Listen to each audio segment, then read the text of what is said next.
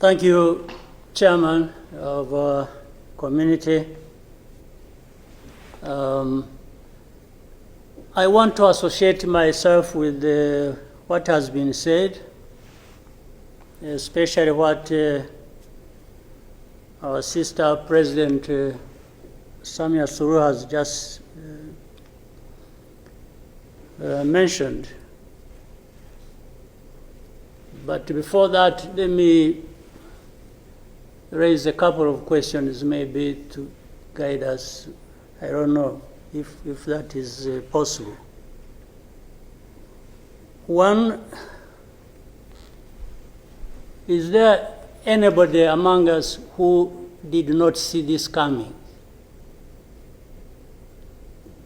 I for one, I saw it coming, to be where we are now. I saw it coming because I did not see who was taking charge of the process, who was listening, who was trying to provide any kind of guidance as to what we should be doing from one thing or one day to another.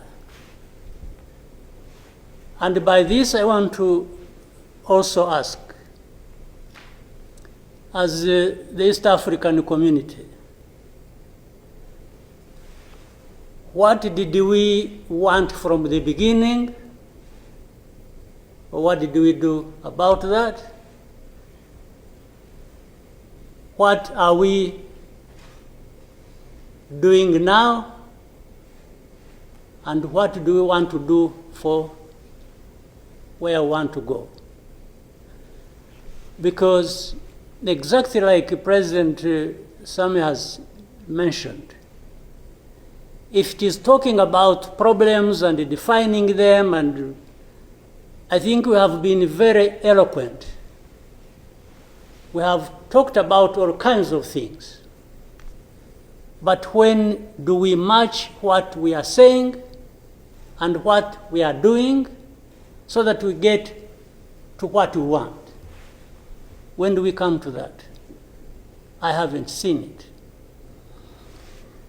President, I asked last time in our meeting, the last summit, where is East African community, or does it exist? And exist for what? By the way, even now the person or the country we are talking about is not represented as we are discussing. And it is supposed to be, the country is supposed to be part of East Africa, but nowhere to be represented. So I'm not sure what bearing what we are discussing has on what happens in the process of finding a solution in this country. I'll move on.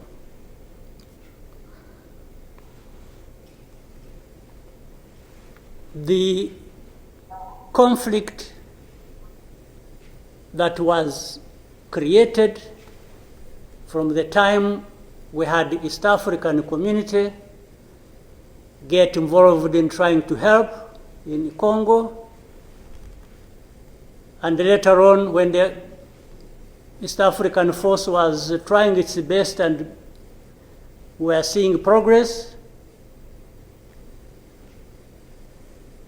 Tshisekedi decided they are not doing what he wanted and went to SADC. SADC agreed they would come and do what he wanted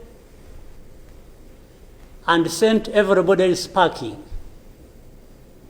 And that we complied and kept quiet. What really did we expect to come out of this? Now, worse still, I think even in East Africa itself, ourselves, maybe we have different understanding of what the problem is, and we have never come together to agree or even disagree and find a way to come together finally to do what we ought to do to deal with this problem. Or we simply decided, each country, to move on its own with a different agenda arising out of involvement or whatever in Congo, and that was enough. If your interests were catered for by Tshisekedi, that was fine. Even if the others' interests or concerns were not taken care of. You can imagine, therefore, what chaos comes out of that kind of situation.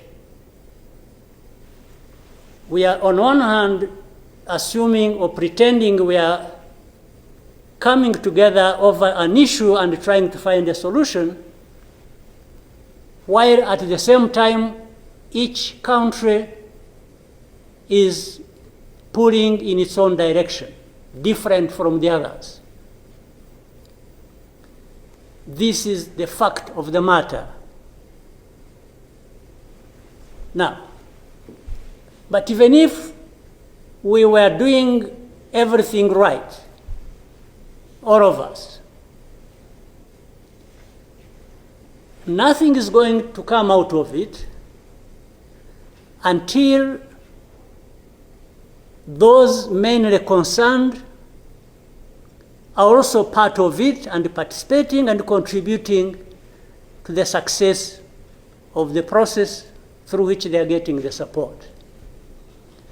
But if the parties decide or accept to be manipulated, because, and by the way, that's exactly what happened, and I think in Congo, there are experts for doing that. They would go to one party and promise them something, and then they would decide to keep quiet about what is obviously going to result into problems like we are seeing now.